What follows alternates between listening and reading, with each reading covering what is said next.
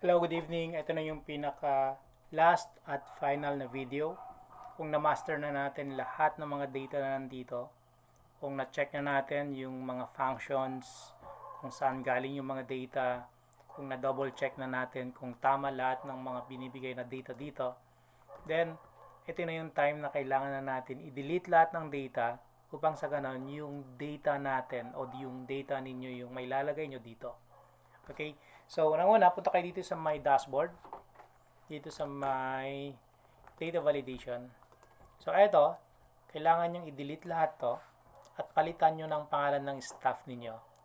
Yung staff nyo na nagmamanage ng Facebook, yung sales, taga-closing ng sales, yung mga staff nyo na nag-generate ng sales. Ito yun.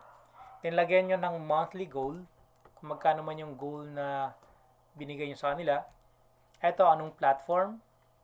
Kung Shopee, Facebook, TikTok, Lazada, Suki, yan, dyan yung ilagay. And then, yung pangalan ng mga stores ninyo. Yan. And then, yung pangalan ng product. So, ito, kung plano ninyong i-download yung data from other platforms like yung sa Webcake, ganun, siguraduhin lang natin yung pangalan ng product dun sa Webcake ay same din yung ilalagay nyo dito. Okay. Ganun din sa store names, sa platform, lahat ng mga data na nandito dapat parehas lang yung data na nanggaling dun sa bot cake or yes, bot cake, pancake or sa web cake. Kasi kung sakaling ito alkaline C ang pangalan ng product nyo, tapos ang nakalagay dun sa web cake ay walang space yung C, magkakaroon tayo ng problema pagdating dun sa mga computations ng mga profit ninyo. Okay, basta magkakaroon tayo ng problema. Or itong reduce plus, yung reduce walang space, pero dito, kumbaga yung reduce walang space sa web cake, sa pancake, tapos pagdating dito may space, magkakaroon tayo ng problema. Dapat kung ano yung character na nilagay nyo rito, same din yung character na nandun sa webcake. Okay? And then, ganun din sa pending, lagyan nyo ng data, sa fulfillment, courier, okay, yan. Lagyan nyo ng data mga yan. And then, dito, wala naman tayo papalitan dito. Dito sa my search and filter, wala na kayong papalitan dito. Customers data, expenses, eto, i-delete nyo to. I think dun kayo sa accounting magdi-delete pagdating dito. Okay? So, dun tayo sa accounting.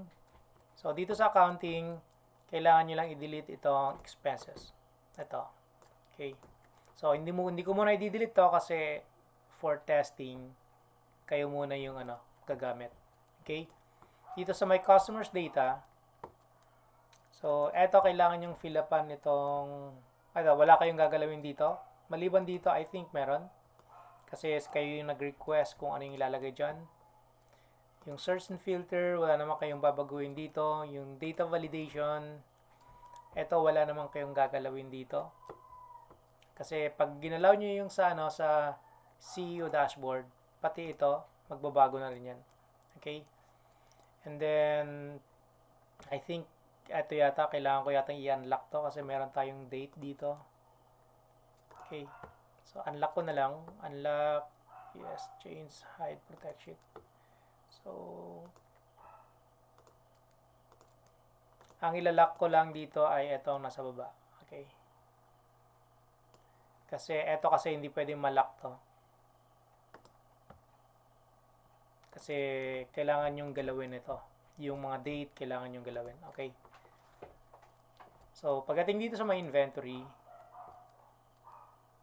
dashboard wala kayong gagalawin dito sa data validation wala din.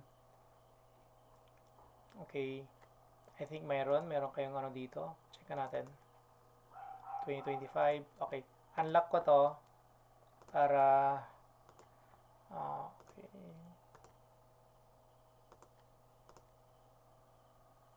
yan dito kailangan kong i-lock ito.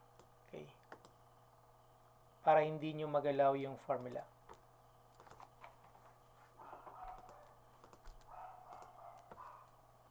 Okay, dito sa may stocks in, ito, yes, ito, kailangan kong ilock ito.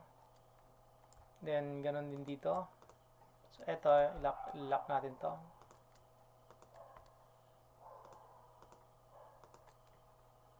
Same here.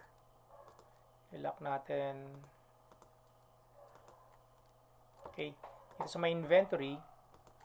Ito, kailangan nyo fill upan tong beginning inventory. Pag gagamitin nyo na tong inventory na to, kailangan nyo munang bilangin yung beginning inventory sa warehouse ninyo. So, then, kailangan nyo nang bilangin yung damage. At tapos, etong sufficient. Ito, kailangan nyo fill upan to. Okay, delete nyo to. I-delete nyo yan. I-delete nyo to. Kasi kayo yung mag-fill up nito. Okay? Stock. Ito, wala naman kayong gagalawin dito. Sa dashboard, wala din. Yun. Okay, dito naman tayo sa may CEO dashboard. Tapos na tayo dito. Dito sa may Facebook. Wala naman kayong gagalawin dito. Okay, wala. Kasi itong data na to, galing naman dito sa may CEO dashboard. Okay? Then, dun tayo sa may Facebook. Ay, pala, sa Facebook pala, itong customers data. Lahat ng mga data nandito, mag-start dito sa B, huwag yung di-delete itong A, kasi mawawala yung formula. Itong, ito, hanggang, ayan, hanggang dito. Okay, delete nyo yan. Ang pag-delete ay, start dito sa B, hanggang doon, hanggang dito. Then, isang pindot lang ng delete. Okay, try natin. Ayan, na-delete na. Okay, then, kapag napindot nyo ng 2 beses, ang susunod na mawawala ay ito. Ito. Okay, ito mawawala. Kaya dapat, isang beses lang kayo mag-click ng, ng delete. Then, after nyo na pindot yon, na-click yon, punta kayo dito sa may customers data. Punta kayo sa may customers data. Copy nyo to. Then, balik kayo dito sa may eto. Then, saka nyo i-paste ito. Then, i-gitna nyo na lang para maganda tignan. Okay, mayroong log pass doon. Ito, pwede naman natin i-delete yan. Hindi naman kailangan yan. Ayan. Then after nun, itong nasa baba, from 23, and then i-drag nyo na lang pababa. Hanggang sa pinakamababa. Then, kayo nang bahala kung gusto nyo kulayan. Okay? Kung gusto nyo kulayan na katulad nito. Kung gusto nyo kulayan na katulad dito, copy nyo lang to. Okay, hanggang dito. So, nag-start sa kulay white. So, mag-start din dito sa kulay white. Pagka na-copy nyo yun, click nyo tong paint na to. Then, saka nyo i-click dito sa may white. Kasi nag-start kayo sa white, dapat mag-start din sa white. Pag click nyo na ganyan, maaayos lahat to. Yan. Ayos na. Then, click nyo ulit. Then, click nyo yung sa white. So, ayan. So, meron ng mga drop down to mga to. Okay? So, i-back na lang natin hanggang sa lumabas yung original na data. Yan. And then, logistics, walang problema. Ito, walang problema. Dito tayo sa may sa may DTR. Ang unang gagawin nyo ay fill upan itong data validation, itong employee data. So, lahat ng mga to kailangan nyo fill upan. Itong contact number, address, birthday, lahat ng mga to, fill upan nyo yan. Then, ito rin, importante rin to. Dapat ma-fill upan yan. And then, pagdating sa payslip, wala nang babaguhin dyan. Wala na. Dito sa may DTR, dito sa may dashboard. Sa dashboard, meron to, ito, lagay nyo lang ng sales goal. Okay, yun lang. Then, dito sa may DTR, delete nyo lahat ng mga data na nandito. Ang i-delete nyo ay from here, ito lang time in, time out. Yan lang, delete. Isa lang. Ito kasi mawawala na. Huwag nyo i-delete yung nandito kasi ma-delete yung formula. Okay, siguro ilalock ko na rin siguro to, no? Lock natin. Right click, view, protect range. para hindi natin only you, done. Ganon din dito. Lock natin. Okay. Then, ganon din dito, DTR. So, ito, ano nyo na lang to. Delete nyo na lang to. Siguro, ako na lang mag-delete, no? Yan. Yan. Then, okay. So, ayun, pwede nang gamitin. Kasi na-delete naman na. Ito, delete natin to. Di bali, meron naman kayong 6 days na support na manggagaling sa akin. Okay, yun lang. Ano pa ba? Basta fill upan lang natin yung mga details.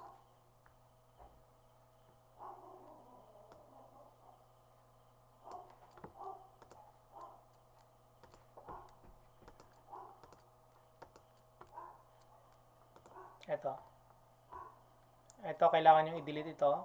Ito pala yung kailangan yung itong employee data. Dito kayo mag-delete. Pagka dinelete nyo yan, pati ito madi-delete na rin to. Yan, na-delete na rin.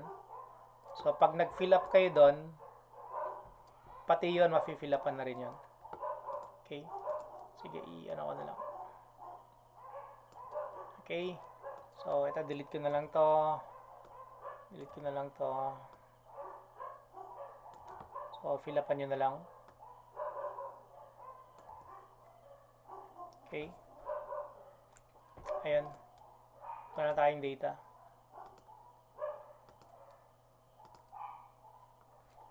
Bale, anytime naman pwede kayong magtanong sa akin. Okay? Hi, Chief Protect Sheet. Okay, yun lang. Maraming salamat and God bless. Kung meron kayong questions, clarifications, anytime pwede kayong mag-message sa akin. At kung sakaling makaluwag-luwag ako, magre-reply naman ako sa inyo. Di bali kayo yung mga kliyente namin, kayo yung top priority namin, kasi yung mga bago. Okay, maraming salamat and God bless.